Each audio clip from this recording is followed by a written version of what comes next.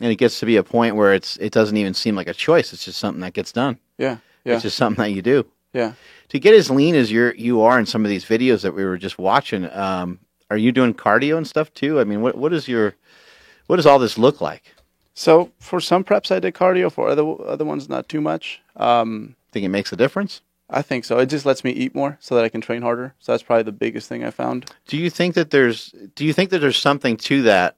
Because people talk about calories in, calories out type of stuff, but I noticed in my 8 weeks of bodybuilding, I felt like it made more sense to have the cardio in there and to be able to eat more. It almost felt like, and I know it's like maybe not the exact way that it works, but it felt like the lifting was to gain muscle, the food was to help fuel the muscle, and the cardio specifically was like for burning fat. I know it's probably a little bit more complicated than just that, but that's really what it felt like it was doing. And it felt like if I was just to cut back on just calories, that maybe I would be not supporting my lifting as well. Mm-hmm. Yeah, no, I agree with that.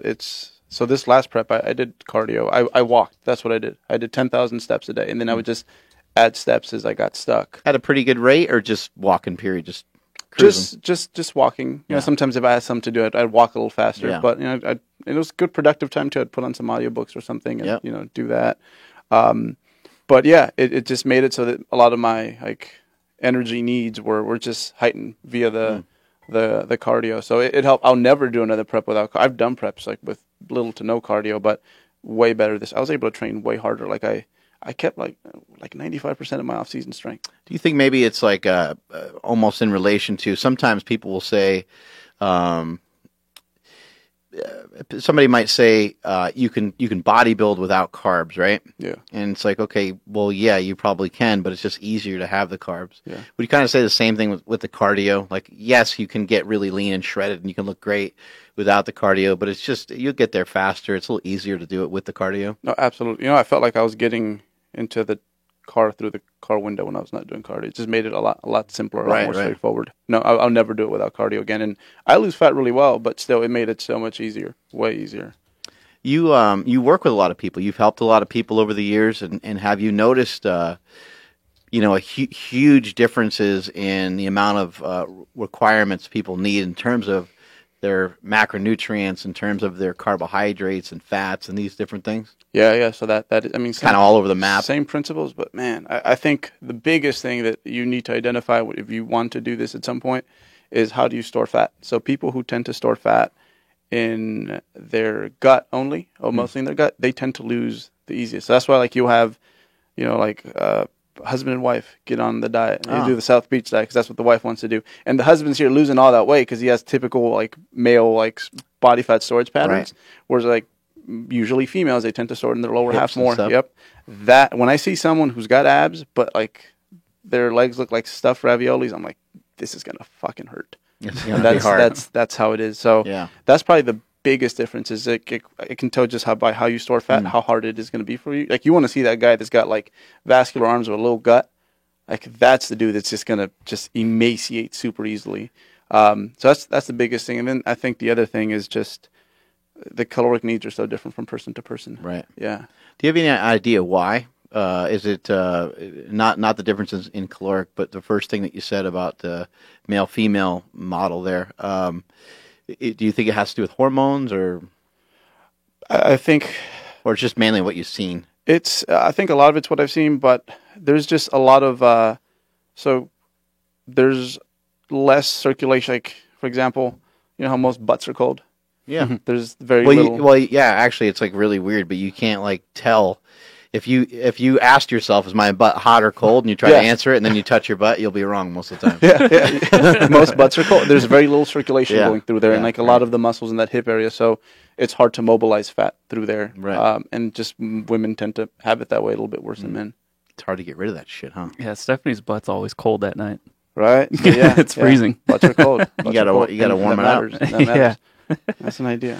Gotta get close to it and warm that peach up. Yeah, Mark, if you ever need somebody to let you know if your butt's cold or not, I'm here for you, buddy. You're right behind me. Right behind you, yeah. in a lot of your bodybuilding, I remember Lane mentioning to me that you could eat like crazy amount of carbohydrates. Yeah. What level of carbohydrates were you consuming? So I think this was the first prep where I had to dip down under 400 grams a day. So that's like 1,600 You're calories. slowing down. The old can thing is happening. But I think a lot of that has to do with I'm just way more sedentary now compared to before.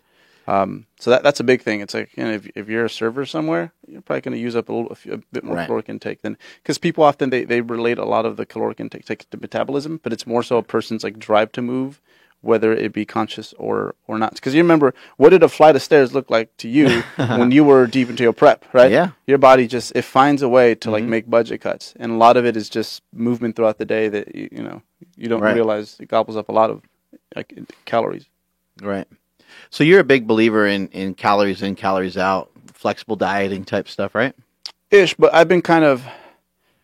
It's a trap, man. It's like a lot of people use that because like with your system, I remember one thing when you started to lose the weight, like you might have labeled it something, but it was a change in behaviors. That was the biggest thing. Right.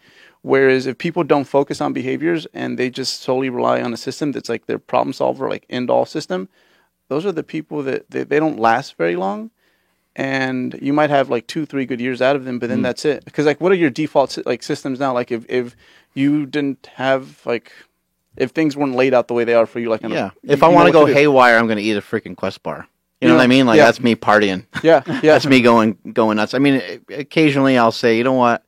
I've been doing this for a long time, and I'm gonna take the weekend off or take a couple of days off, and I feel like I can do that now. But in the past, that would have been a big, a big mistake because my mindset was so different. And I bet you it looks different. Like you probably sneak in a few things there that people are like, well, you don't have to do that. It's your weekend off. So. Right. I believe in flexible dieting. I think that like it does come down to calories, but most systems kind of take care of that by default, like without knowing. But I agree. At the end, like the biggest thing before you decide to compete is like you need to have good habits, and that's what you did, right, homie? Because you had your habits in place. You just added a few things to it, and you did a bodybuilding show. Right. No, I think that when people are saying that they're on a diet, they're really the goal of the diet really is to truly try to change a lot of their habits. Yeah. A lot of their bad dietary habits, maybe even just like lifestyle habits. Maybe they go to bed late. I think a huge problem that a lot of people are facing, and you're not really sure what comes first, the kind of chicken or the egg. Are you making bad choices with your food because you're fatigued every day because you're not sleeping? Or are you consuming bad food, just shitty food in general, and that's causing a cascade of problems, one of which is that you're not sleeping very well. Yep. Some people are getting so heavy and so big that they're not as motivated to move because they're too big they're like, a flight of stairs doesn't look great, I'm going to take the elevator.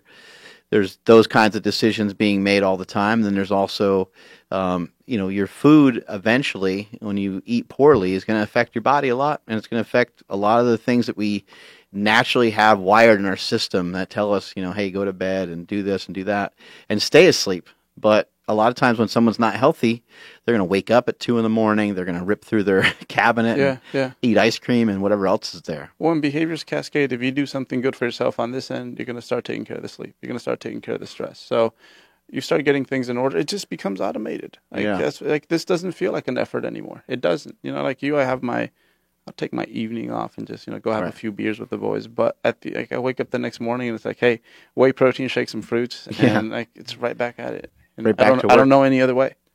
Do you feel that maybe the negatives outweigh the positives a little bit? Like they're a little stronger. Maybe there's just like, I don't know, or do you think that's just bad habits over a period of time, making it feel like the negatives easier? Like it's easier just to eat pizza.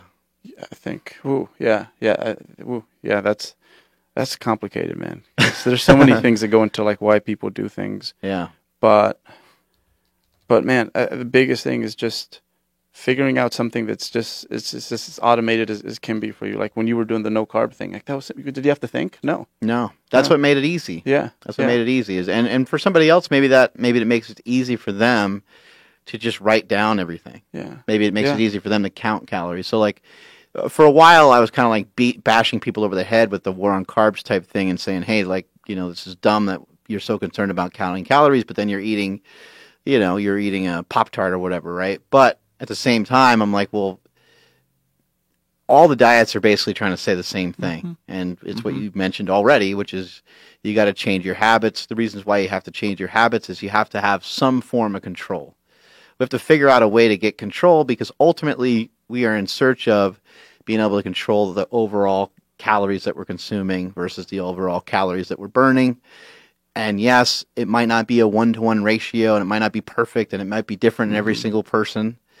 It might be hard to account for how many calories are truly in things. Like, we already know all these things, but really we're just trying to get some control, trying to gain some self-control, and that's going to be a lot of might be a lot of habits to break. Yeah, and for the person out there that's like, I kind of want to do something like that, because a lot of people that say that they're cool with how things are, I think especially in the strength community, sometimes you see that a little bit.